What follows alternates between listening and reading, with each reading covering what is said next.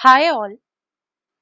आज का टॉपिक है क्लास 9 यूनिट 3 सेशन 3। इस सेशन में हम दो मुख्य बातों पर ध्यान देंगे।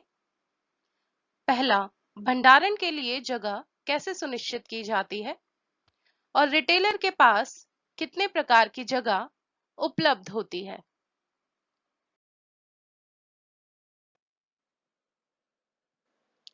सेशन को शुरू करने से पहले यह समझना जरूरी है कि किसी भी रिटेलर को अपने व्यापार में उत्पाद की बिक्री बढ़ाने के लिए कई चुनौतियों का सामना करना पड़ता है, जैसे स्टॉक के स्तर को बनाए रखना, विशेष प्रकार के उत्पाद के लिए उचित स्थान चुनना और ग्राहक को एक सकारात्मक खरीदारी का अनुभव कराना।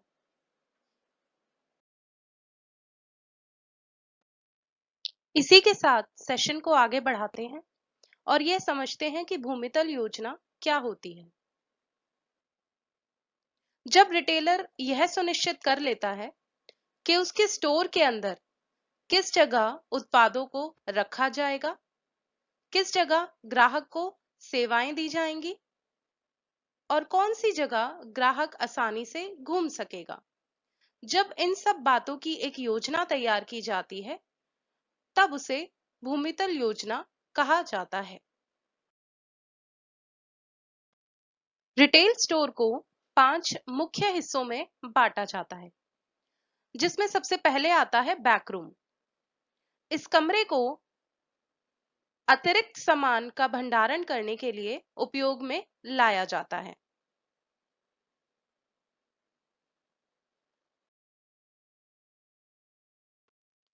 दूसरा हिस्सा होता है ऑफिस स्पेस।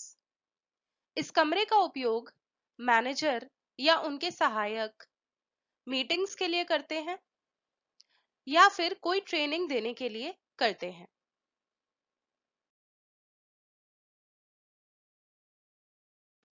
रिटेल स्टोर का तीसरा हिस्सा होता है सेवा स्थान और अन्य स्थान जहां उत्पाद की बिक्री नहीं होती, जैसे ड्रेसिंग रूम, सर्विस डेस्क स्थान और ग्राहक सेवा स्थान।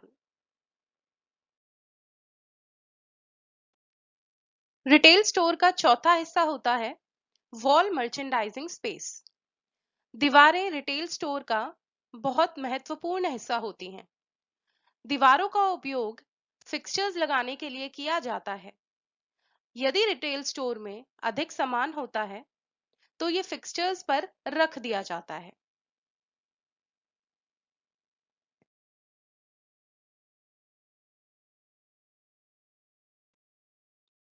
रिटेल स्टोर का आखिरी और अहम हिस्सा है फ्लोर मर्चेंडाइजिंग स्पेस। इसमें अनेक प्रकार के फिक्सचर्स का उपयोग उत्पाद को रखने के लिए किया जाता है।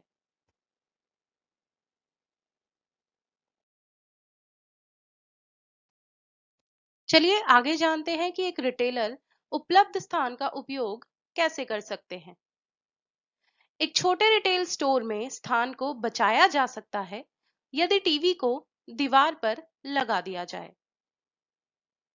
ऐसे ही अगर स्टोर में रखे जाने वाले उत्पादों की संख्या ज्यादा है तो अधिकतम ऊंचाई वाले शोकेस का भी इस्तेमाल किया जा सकता है। अब आगे हम जानेंगे स्टॉक अभाव मतलब स्टॉक की कमी के बारे में। स्टॉक अभाव दो प्रकार के होते हैं, जिसमें सबसे पहला है भौतिक अभाव। जब अभाव का कारण चोरी, नुकसान, उत्पाद का टूटना या खराब होना होता है, उसे भौतिक अभाव कहा जाता है।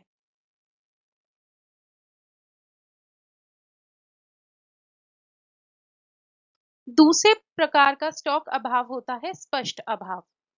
जब प्राप्त किया गया बिल और भौतिक रूप से प्राप्त किया गया उत्पाद, इन दोनों चीजों का मिलान करने में गलती हो जाती है तो उसे स्पष्ट अभाव कहते हैं। अचानक आई भौतिक कमी को रिसाव या संकोचन भी कहते हैं।